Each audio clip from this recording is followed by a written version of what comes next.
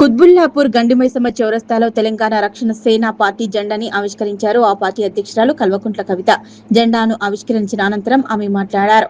నిన్నటి నుంచి తెలంగాణ రక్షణ సేన ఆధ్వర్యంలో రాష్ట్ర వ్యాప్తంగా పార్టీ జెండాలు ఆవిష్కరించే కార్యక్రమాలు జరుగుతున్నాయన్నారు. మే 20 నుంచి జూన్ 20 వరకు ఈ కార్యక్రమం కొనసాగుతుందన్నారు. జీహెచ్ఎంసీలో మొట్టమొదటిసారిగా కుత్బుల్లాపూర్ నియోజకవర్గంలో జెండా ఆవిష్కరణ చేశామన్నారు. తమ కార్యకర్తల ఉత్సాహం చూస్తుంటే మొదటి ఎమ్మెల్యే సీటు కుత్బుల్లాపూర్లోనే గెలిచేలా ఉన్నామని ఆశాభావం వ్యక్తం చేశారు.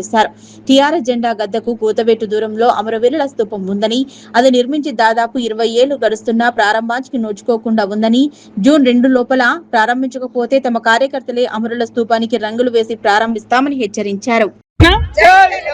అందరికీ నమస్కారం. నిన్నటి నుంచి తెలంగాణ రక్షణ సేన జెండా పండుగ రాష్ట్ర వ్యాప్తంగా ప్రారంభమైంది. మే 20వ తారీఖు నుంచి జూన్ 20వ తారీఖు వరకు ఈ కార్యక్రమం కొనసాగుతూ ఉంది. ఇవాళ మరి జిహెచ్ఎంసీలో మొట్టమొదటిగా కుత్బుల్లాపూర్ నియోజకవర్గంలో మరి స్థానిక నాయకత్వం మనోజ గౌడ్ గారు, మారయ్య గారు, రామరెడ్డి గారు, శాంత గారు, భవానీ గారు, ఇంకా అనేక మంది స్థానిక నాయకులు, వీరేందర్, సీతారాం, వీళ్ళందరి నాయకత్వంలో ఇక్కడ జెండా ఎగిరేయడం జరిగింది. చాలా సంతోషిస్తా ఉన్నాం. మొట్టమొదటి జెండా జిహెచ్ఎంసీలో కుత్బుల్లాపూర్ ఎగిరిందంటే రానున్న రోజుల్లో కూడా మొట్టమొదటి ఎమ్మెల్యే స్థానం మేము కుత్బుల్లాపూరే కైవసం చేసుకుంటామనే విశ్వాసం మాకు చాలా బలంగా కలుగుతా ఉంది. మరి మా జెండా గడ్డకు కూతవేటు దూరంలో తెలంగాణ అమరవీరుల స్తూపం ఉన్నది.